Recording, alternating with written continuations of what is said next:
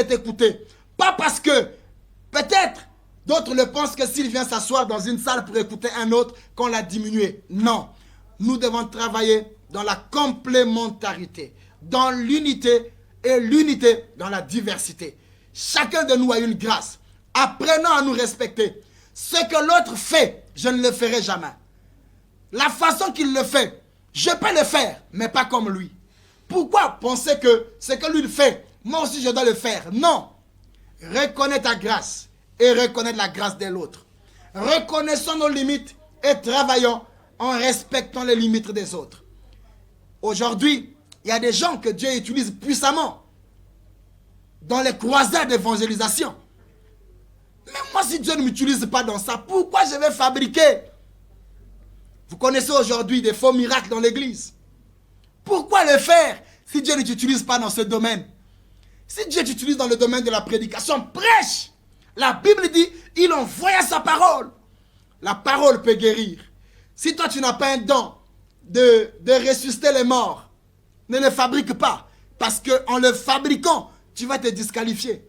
Reconnais ta grâce et sois fier de ce que Dieu t'a donné. Travaille dans l'humilité, reconnais la grâce des autres et que nous nous unissons et que nous faisons avancer l'œuvre de Dieu en dépeuplant le camp du diable et en peuplant le camp du Seigneur.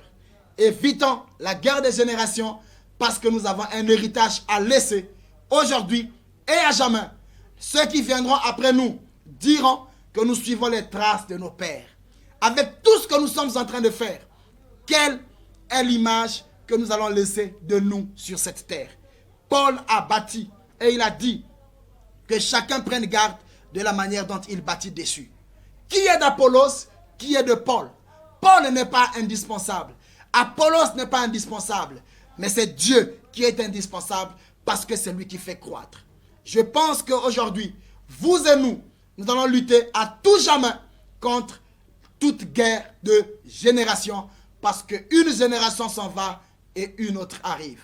Si c'est vous qui êtes en train de partir, acceptez de partir et c'est vous qui venez, acceptez d'être là, mais dans le respect mutuel et que le Seigneur vous bénisse. À très bientôt. www